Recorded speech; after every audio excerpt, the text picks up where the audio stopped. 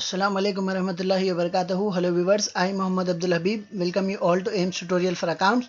In this video, I'll be explaining the chapter Admission of a Partner, Practical Problems for Intermediate Second Year Students for Telangana State Board of Intermediate Education. Let us have a problem, and the weightage for this chapter is, for this problem is 20 marks. Page number 240, question number 4. Raju and Rao are partners sharing profits and losses in ratio 3:2. Their balance sheet as on 31st March 2020 was as under. Here is the format for balance sheet: liabilities amount rupees, assets amount rupees. You need to write the symbol of rupees. The question it should be written as, the symbol of rupees should be written here. I have written it as RS.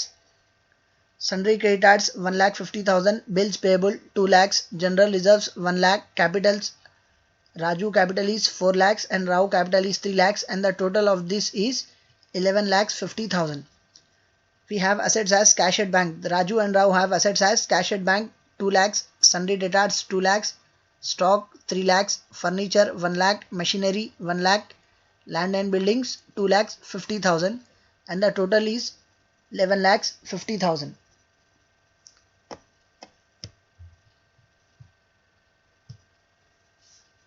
They decided to admit Mr. Reddy into partnership by giving him 1/4 share in future profits of the firm on following conditions. तो पहले से partner कौन कौन है?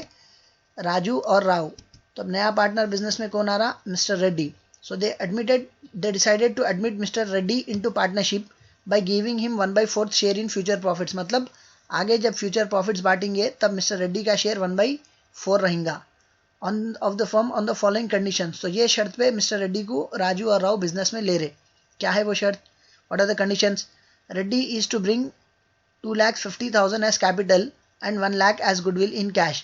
नया बंदा जब business में आएगा, he should pay for capital and goodwill. तो नया बंदा यहाँ पे जो रेड्डी बिजनेस में आ रहा है, ये बंदा अपने साथ 2,50,000 कैपिटल के लेगा और 1 लाख रुपए गुडविल के लेगा.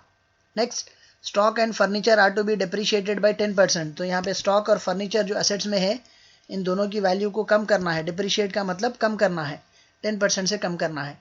Next, make a provision for bad debts at 5% on debtors. Debtors की जो कीमत है यहाँ पे 2 लाख, इसमें से 5% डाउट पे है. So you need to create a provision for bad debts at 5%. Next, land and buildings are to be appreciated by 20%. तो यहाँ पे ज़मीन और बंगले की जो कीमत है, इसमें 20% वैल्यू बढ़ाना है. So you are required to prepare necessary ledger accounts and show the new balance sheet. Necessary ledger accounts का मतलब आप admission of a partner ये चैप्टर में कितने ledger accounts बनाएंगे? पहला अकाउंट है revaluation account. The format for revaluation account is date, particulars, general folio, amount rupees, date, particulars, general folio, amount rupees, and the name of the account is revaluation account. Towards extreme left you will be writing DR debit and towards extreme right you will be writing CR credit. Here you have to write the symbol for rupees. Next, after revaluation account we prepare bank account, then we prepare goodwill account, then we prepare general reserve account. Till here the format for all these accounts is same: date, particulars, JF, general folio, amount rupees, date, particulars, JF, general folio, amount rupees. You need to just write the symbol of rupees. After general reserves we used to prepare profit and loss account if specified in the question. But ये problem में कहीं भी profit and loss का जिक्र नहीं करा, तो हम प्रॉफिट एंड लॉस अकाउंट नहीं बनाएंगे. Then we prepare partners capital account. Here the partners names are Raju, Rao and Reddy. So the format for partners capital account will be particulars Raju amount rupees, Rao amount rupees, Reddy amount rupees, particulars Raju amount rupees, Rao amount rupees and Reddy amount rupees. Towards extreme left you will be writing DR debit and towards extreme right you will be writing CR credit, and the name of the account is partners capital account. Then we prepare new balance sheet of Raju, Rao and Reddy as on 1st April 2020. Let us start the problem. What are the rules for revaluation account? Decrease in the value of asset. Decrease in value of asset or increase in value of liability. It will be recorded on debit side of revaluation account. Next, increase in value of asset or decrease in value of liability. It will be recorded on credit side of revaluation account. तो ये revaluation account के rules है, ये हम कहीं भी लिखेंगे नहीं, ये सिर्फ जहन में याद रखना है। Just you need to remember these.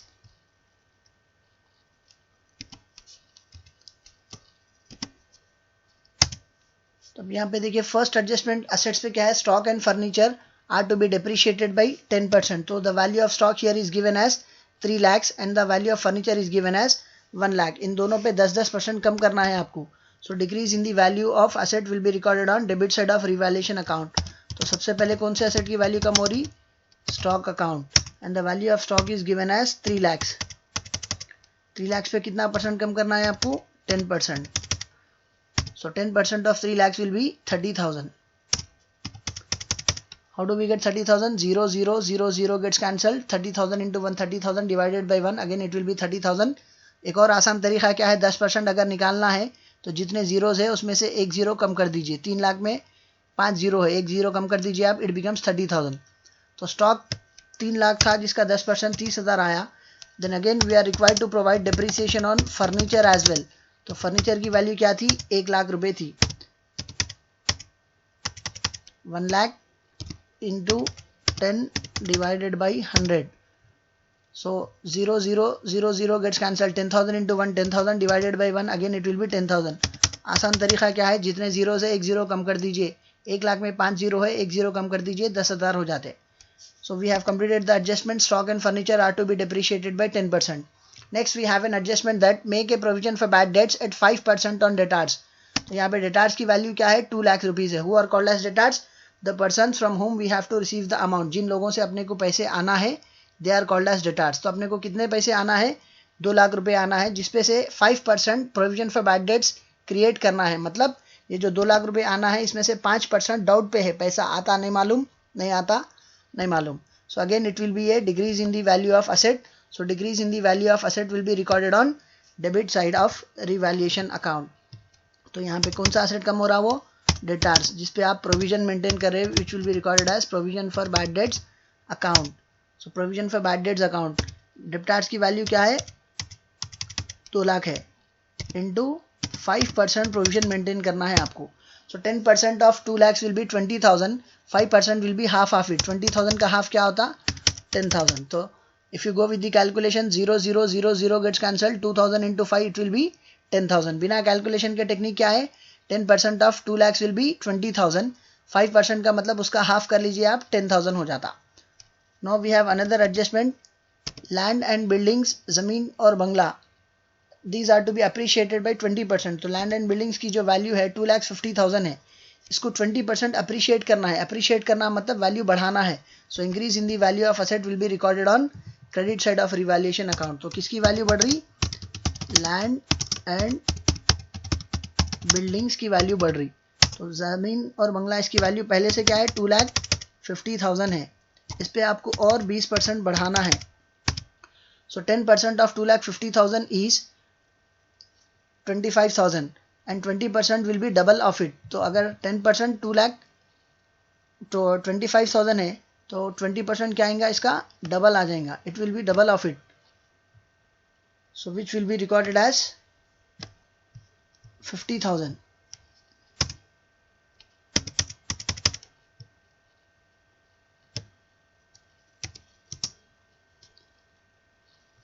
So by land and buildings 25,000 का 20% 50,000 है।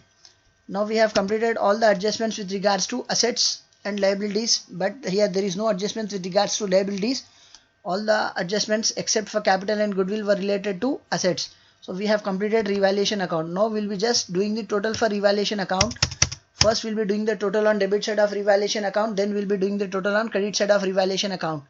The total on debit side of revaluation account is 30 plus 10 40, 40 plus 10 50,000, and the total on credit side is also 50,000. तो यहाँ पे debit side भी total 50,000 आ रहा, credit side भी total 50,000 आ रहा। So the total on both the sides of revaluation account is same, that is 50,000 on debit side, 50,000 on credit side. So this time neither there is profit on revaluation nor there is loss on revaluation। तो इस बार आपको revaluation में ना फायदा हो रहा ना नुकसान हो रहा। So the revaluation values are same, 50,000 on debit side, 50,000 on credit side. After revaluation account we prepare cash account और बैंक अकाउंट। क्वेश्चन में देखना आप असेट्स में अगर कैश दिया हुआ है तो अकाउंट का नाम कैश लिखेंगे, बैंक दिया हुआ है तो अकाउंट का नाम बैंक लिखेंगे। और इसके रूल्स क्या रहेंगे, पैसा आ रहा तो डेबिट में लिखना है, पैसा जा रहा तो क्रेडिट में लिखना है। If cash is coming into the business it will be recorded on debit side, if cash is going from the partnership business it will be recorded on credit side. अब यहाँ पे क्वेश्चन में देखिए पहले assets में हमेशा याद रखिए, always remember that cash beat cash और बैंक, चाहे वो पैसा रहने दीजिए या बैंक रहने दीजिए, इसकी वैल्यू आपको हर प्रॉब्लम में असेट्स में दिया हुआ रहता, या तो कैश के नाम से या तो बैंक के नाम से, either in the name of cash और in the name of bank, but it will be given in asset side of the balance sheet, old balance sheet. तो यहाँ पे देखिए असेट्स में क्या दिया हुआ है, कैश एट बैंक 2 लाख। इसका क्या मतलब, बैंक में मतलब कैश एट बैंक का मतलब अपना पैसा, ये राजू और राव का पैसा बैंक में रखा हुआ है। So will be preparing bank account as it is an asset, all assets have debit balance, so it will be recorded as to balance brought down। कितना पैसा है ये लोगों के पास बैंक में, 2 लाख रुपीस है। तो इसका क्या मतलब आता, नया बंदा रेड्डी बिजनेस में जिस दिन आ रहा उस दिन पुराने पार्टनर्स राजू और राव के पास कितना पैसा है बैंक में, 2 लाख रुपए है। When new partner is admitted into the business, he pays for capital and he pays for goodwill। तो नया बंदा अपने साथ कैपिटल के पैसे लाएगा, गुडविल के पैसे लाएगा। Here Reddy is paying 2,50,000 towards his capital and 1 lakh towards his share of goodwill, towards his profit sharing ratio for which he is paying goodwill। तो वो बंदा अपने प्रॉफिट्स के लिए जो गुडविल ला रहा, वो कितना ला रहा, 1 लाख रुपए ला रहा। तो इस बार बिजनेस में 2,50,000 कैपिटल के पैसे आ रहे और 1 लाख गुडविल का पैसा आ रहा। तो कैश अकाउंट के रूल्स क्या है, if cash is coming into the business it will be recorded on debit side.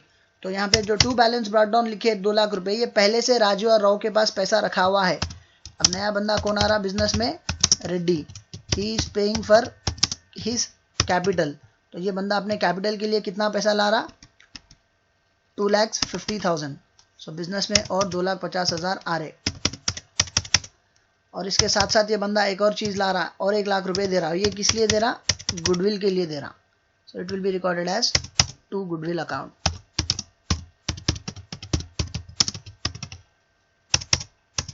तब इसका टोटल करिए आप, पहले से राजू और राव के पास 2 लाख रुपए रखे हुए थे बैंक में, फिर जब रेड्डी अपने साथ 2,50,000 कैपिटल लेके आ रहा बिजनेस में, तो आज ये लोगों के पास कितना पैसा है, 2 लाख प्लस 2,50,000 4,50,000। फिर रेड्डी अपने साथ 1 लाख रुपए और गुडविल के लेके आ रहा बंदा, तो आज ये लोगों के पास कितना पैसा रखा हुआ है, 5,50,000।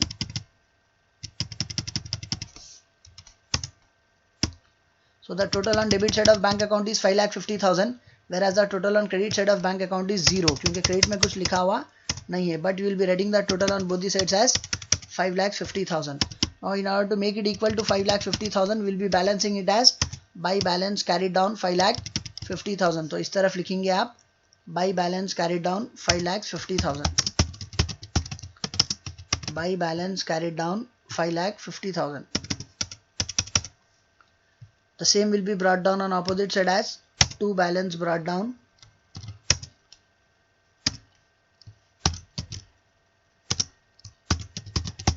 to balance brought down.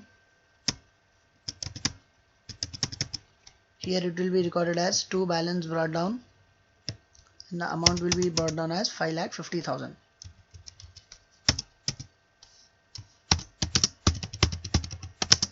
To balance brought down, the amount will be written here as 5,50,000.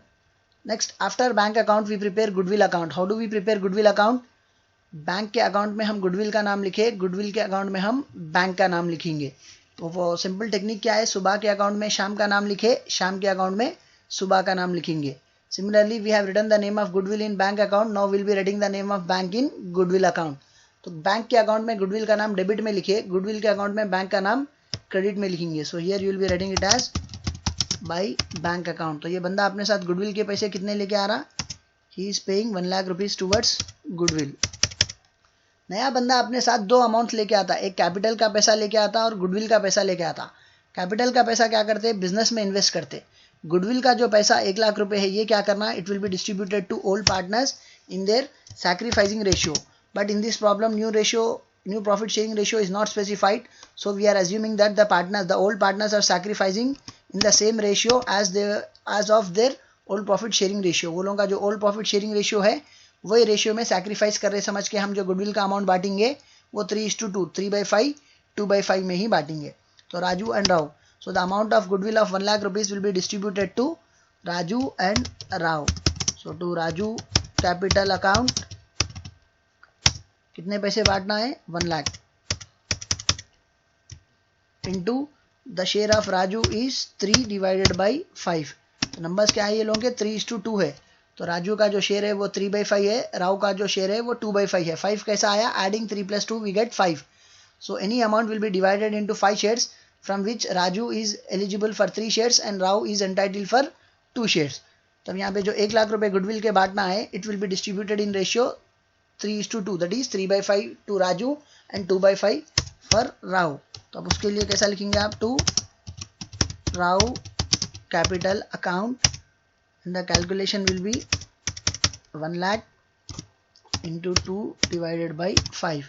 So when you divide 1 lakh into 5 shares, the value of each share will be for 20,000. 5 1 5, 5 2 10. तो यहाँ पे 4 zeros बचते, 20,000 into 3. So here Raju will be getting 60,000.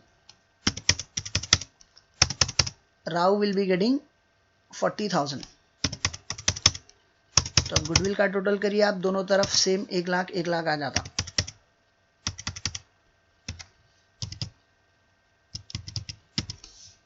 The total on both the sides of goodwill account will be 1 lakh and 1 lakh, क्योंकि goodwill का जो पैसा नया बंदा लेके आ रहा वही पैसा पुराने पार्टनर्स में बांट दे रहे आप। So the total on both the sides of goodwill account is 1 lakh 1 lakh. Next, after goodwill account we prepare general reserves account. General reserve का मतलब क्या, आप पहले से पुराने पार्टनर्स बिजनेस में कुछ पैसा रिजर्व मेंटेन करें। क्यों मेंटेन करें, in order to meet future contingencies. आगे कभी पैसों की जरूरत पड़ी तो ये पैसा यूज करने के लिए पुराने पार्टनर्स बिजनेस में कितना जनरल रिजर्व मेंटेन करे। And always remember that if general reserve is given in the question, it will be given on liability side of the balance sheet. तो जनरल रिजर्व कितना maintain करे, ये लोग 1 लाख रुपए maintain करे। As it is a liability, जैसा कि cash at bank की एसेट था तो all assets have debit balance बोल के हम कैश अकाउंट में, बैंक अकाउंट में टू बैलेंस ब्रॉट डाउन लिखे, उसी तरह general reserves it is a liability and all liabilities have credit balance, so it will be recorded on credit side as by balance brought down. तो इस तरफ लिखेंगे आप by balance brought down. तो पहले से ये लोग कितना रिजर्व मेंटेन करें, 1 लाख रुपीज। तब नया बंदा बिजनेस में जिस दिन आ रहा उस दिन पहले के जो भी रिजर्व रहते हैं, it should be close by transferring it to old partners capital account in their old profit sharing ratio. तो यहाँ पे पुराने पार्टनर्स कौन कौन है, Raju, so it will be distributed to Raju capital account. वही प्रॉफिट शेयरिंग रेशियोस 3:2 है ये लोगों के, 1 lakh into 3 divided by 5। Rao का जो शेयर है वो 2 शेयर्स है, तो 2 Rao capital account 1 lakh into 2 divided by 5। So the calculation is same as that of goodwill. Goodwill का भी 1 लाख अमाउंट बांटना था, जनरल रिजर्व का भी 1 लाख अमाउंट बांटना है। तो यहाँ पे जो अमाउंट आएगा 60-40, सेम अमाउंट इधर भी आएगा 60, because the calculation is same and the ratios are also same. So he will be getting 60,000, he will be getting 40,000। तो अब जनरल रिजर्व का टोटल करिए आप, दोनों तरफ 1 लाख 1 लाख आएगा।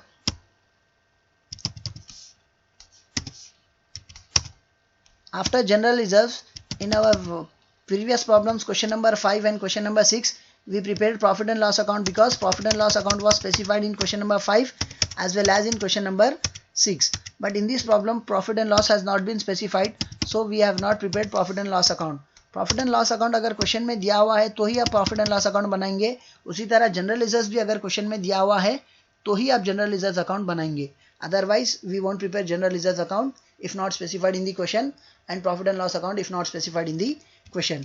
अब इसके बाद हम क्या बनाते हैं, पार्टनर्स कैपिटल अकाउंट बनाते हैं। तो यहाँ पे पार्टनर्स कैपिटल अकाउंट का फॉर्मेट देखिए, particulars Raju Rao Reddy, particulars Raju Rao Reddy. How do we start partners capital account, capital is the amount which has been invested by the partner into the business. It is always a liability to the business, क्योंकि business में जब partner पैसा invest कर रहा बंदा, जब business छोड़ के जाएगा तब बिजनेस को वापस ये पैसा देना रहता। So capital is always a liability to the business and all liabilities have credit balance. तो कैपिटल का जो अमाउंट है वो हर क्वेश्चन में आपको लायबिलिटीज में दिया हुआ रहेगा। यहाँ पे देखिए capitals of Raju and Rao are given. Raju capital is 4 lakhs and Rao capital is 3 lakhs. So all capital is a liability and all liabilities have credit balance. तो इस तरफ लिखेंगे आप by balance brought down because it is a liability and all liabilities have credit balance. तो अब इसमें राजू का capital कितना है 4 लाख, राव का कैपिटल कितना है 3 लाख।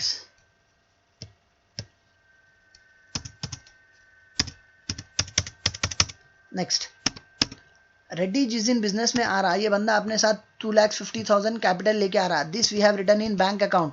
तो बैंक अकाउंट में हम रेड्डी का नाम लिखे थे, बैंक अकाउंट में टू रेड्डी कैपिटल लिखे।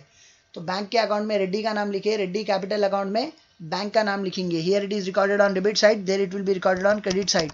सो here it will be recorded as by bank account 2,50,000 in Reddy capital account. So here you will be writing it as by bank account he is paying rupees 2,50,000 as his capital, so it will be shown here as 2,50,000. next, ये बंदा अपने साथ capital के साथ साथ और क्या लेके आया था, गुडविल के पैसे लेके आया था, which was distributed among old partners. तो गुडविल जब बांटे हम, so Raju got 60,000 rupees and Rao got 40,000 rupees. So we have written the names of Raju and Rao capital in goodwill account. So now we will be writing the name of goodwill in Raju and Rao capital account. Goodwill के account में राजू और Rao capital के नाम लिखे थे, Raju capital और Rao capital में अब गुडविल का नाम लिखेंगे। इस तरफ डेबिट में लिखा हुआ था, इस तरफ क्रेडिट में लिखेंगे। तो क्रेडिट में लिख रहे हैं आप बाई गुडविल, ये बंदे को कितने पैसे मिल रहे, he is getting his share as 60,000, he is getting his share as 40,000। Next, goodwill के बाद हम क्या बांटे थे, और जनरल रिजर्व्स बांटे थे। So it will be recorded as by general reserves account. तो जनरल रिजर्व्स में हम क्या करें, राजू और राव का नाम लिखे थे, तो अब राजू और राव में क्या करेंगे, जनरल रिजर्व्स का नाम लिखेंगे। Here it is recorded on debit side, here it will be recorded on credit side. तो इस तरफ बाय जनरल रिजर्व्स लिखेंगे आप 60,000, 40,000। So in our previous problems we also used to write revaluation profit और revaluation loss. अगर revaluation का profit आता था तो हम रिवैल्यूएशन का प्रॉफिट यहाँ पे पार्टनर्स कैपिटल के क्रेडिट में लिखते थे बाय रिवैल्यूएशन। अगर लॉस आता था तो हम इस तरफ डेबिट में लिखते थे to revaluation. But in this problem there is neither profit on revaluation nor there is loss on revaluation. तो इस बार ये प्रॉब्लम है, रिवैल्यूएशन में ना प्रॉफिट है ना लॉस है। So revaluation will not be recorded in partners capital account. अभी हम लोग जो अमाउंट बांटना था पार्टनर्स में डिस्ट्रीब्यूट कर दिए। We just need to balance partners capital account. The total on credit side of Raju is 4 lakhs plus 60, 4 lakh 60, 60 plus 60, 1,20,000, 1,20,000 plus 4 lakhs, it will be 5,20,000. So the total of Raju is 5,20,000 on credit side, whereas it is 0 on debit side. तो दोनों तरफ जो highest amount है वो लिखेंगे आप. So 5,20,000 will be recorded on debit side as well as 5,20,000 will be recorded on credit side.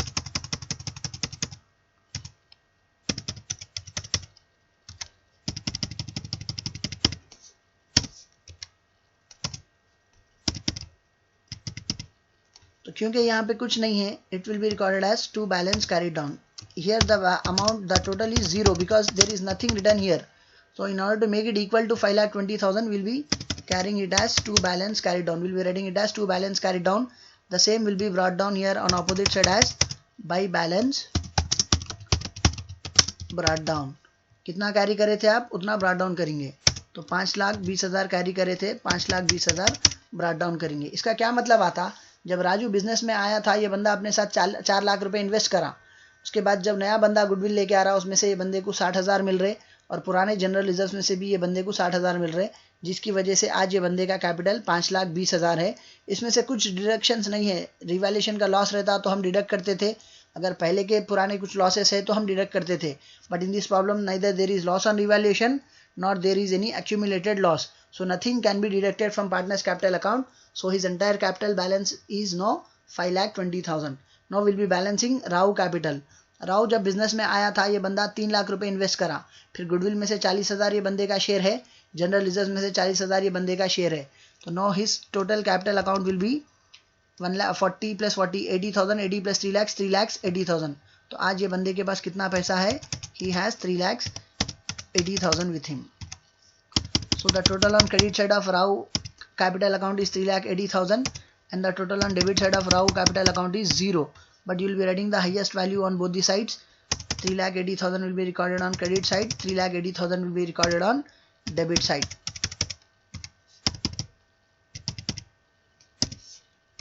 So now in order to make it equal, to 3,80,000. Here we will be doing it as carry down. जैसा हम राजू का carry down 5,20,000 करे, उसी तरह राव का carry down 3,80,000 करेंगे. Now we will be doing the balancing for Reddy capital account. The total on credit side of Reddy capital account is 2,50,000, whereas the total on debit side of Reddy capital is 0. So you will be writing the total as 2,50,000 on both the sides. 2,50,000 will be recorded on credit side of Reddy capital account and 2,50,000 will be recorded on debit side of Reddy capital account. But debit side of Reddy capital में value 0 है, so it will be balanced as to balance carried down 2,50,000.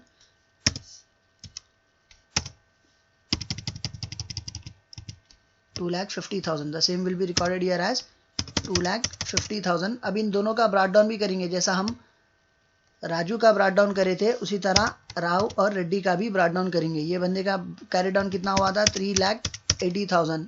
The same will be brought down here. ये बंदे का carry down कितना हुआ था? 2,50,000. The same will be brought down here as 2,50,000. Now after preparing partners capital account, now we'll be preparing balance sheet, new balance sheet of partners. तो यहाँ पे आप क्या करेंगे? बैलेंस शीट बनाएंगे. तो यहाँ पे बैलेंस शीट देखिए, balance sheet of Raju, Rao and Reddy. तो इस तरफ आप क्या करें? सबकी न्यू बैलेंस शीट बना रहे हैं. क्वेश्चन में जो बैलेंस शीट दी हुई है वो ओल्ड बैलेंस शीट है. अब आप क्या करेंगे? न्यू बैलेंस शीट बना रहे. The format for balance sheet is liabilities amount rupees, assets amount rupees, and first will be writing Capitals in liability side. तो पहली चीज हम लायबिलिटीज में क्या लिखेंगे? कैपिटल्स लिखेंगे. Capitals.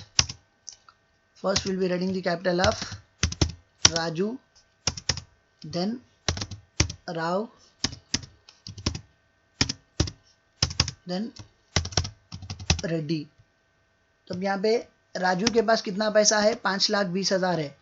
राव के पास 3,80,000 है. रेड्डी के पास 2,50,000 है. So Raju capital will be shown as 5,20,000. Reddy capital will be shown as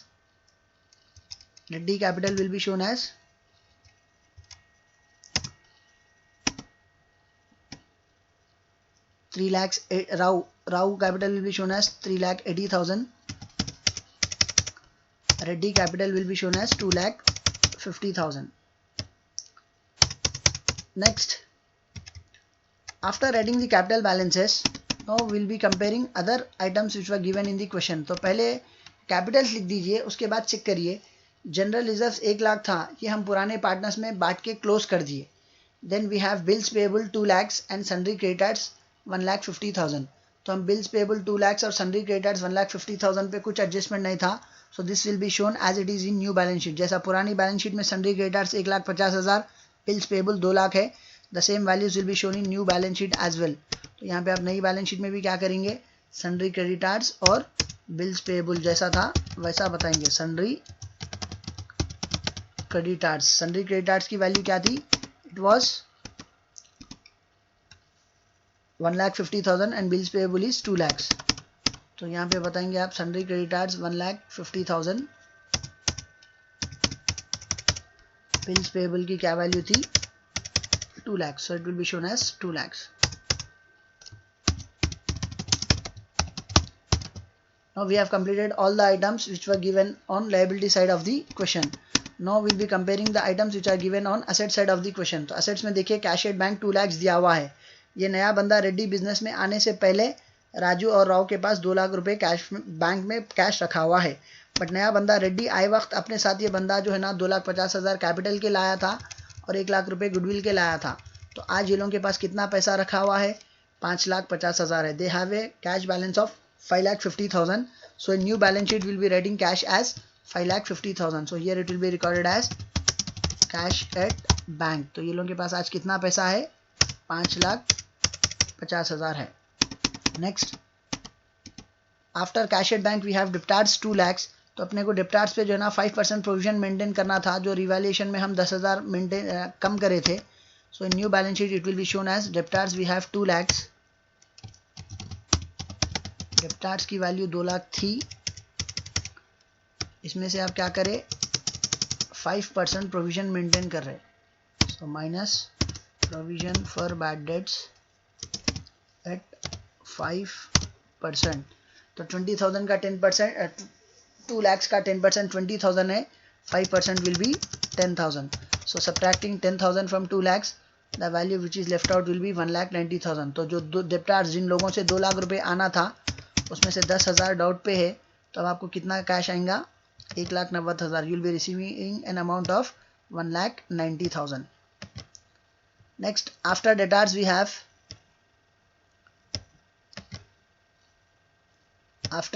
have another asset as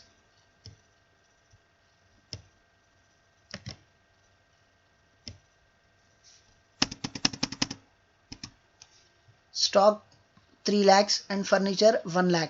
तो अब यहाँ पे अपने को स्टॉक और फर्नीचर दोनों पे एडजस्टमेंट दिया था 10% कम करने के लिए. So here in new balance sheet it will be shown as stock की जो वैल्यू है वो 3 लाख है. It will be shown here as stock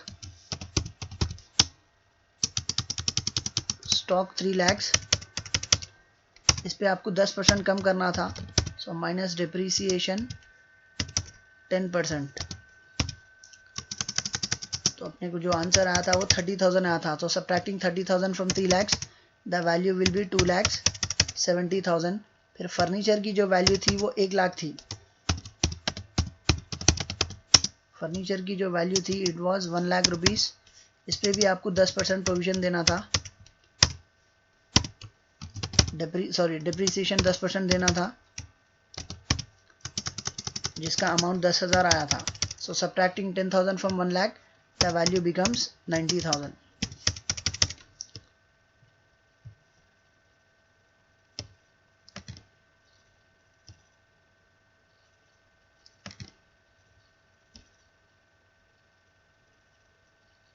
Next, after furniture we have some other assets which will be comparing in old balance sheet and you will be writing in new balance sheet. तो अपने को और क्या चीज़ें दिए हुए हैं? Furniture के बाद still we have machinery 1 lakh rupees. तो मशीनरी पे कुछ एडजस्टमेंट दिया हुआ नहीं है, तो जैसा है वैसा लिखेंगे आप. Machinery will be shown as it is in new balance sheet. तो मशीनरी 1 लाख की थी आपके पास, मशीनरी अभी भी आप 1 लाख की बताएंगे. Machinery it will be shown as 1 lakh rupees. Then we have land and buildings. तो ज़मीन और बंगला, इसकी जो वैल्यू थी वो 2,50,000 थी. Land and buildings, the value was 2,50,000. The value of land and buildings was 2,50,000.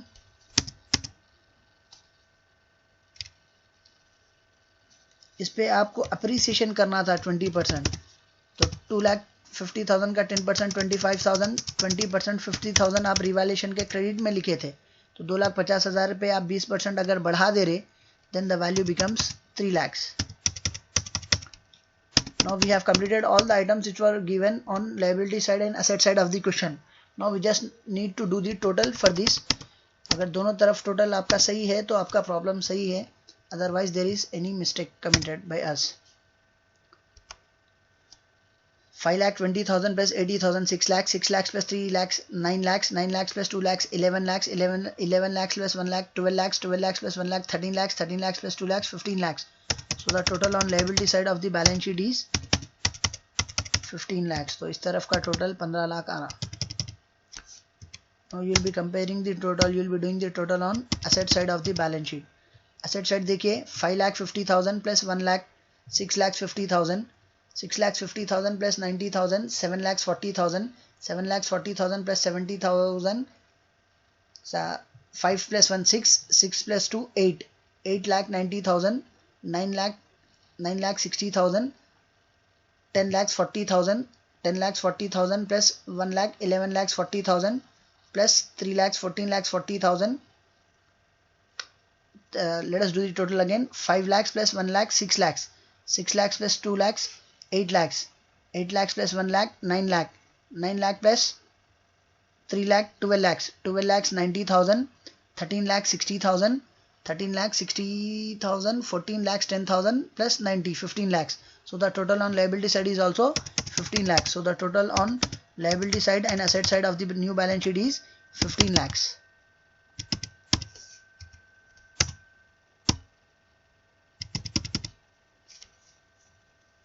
Hope you have understood the topic and hope you have liked my video. If you like my video, do subscribe to my channel AIMS Tutorial for Accounts. And if you are a new subscriber to my channel, don't forget to press the bell icon for further notifications. Do like my video, post your valuable comments, and do share it with your friends, relatives, and all. Your one share can help someone to learn something. See you all in next video. Jazakallahu khair. Assalamu alaikum wa rahmatullahi wa barakatuh.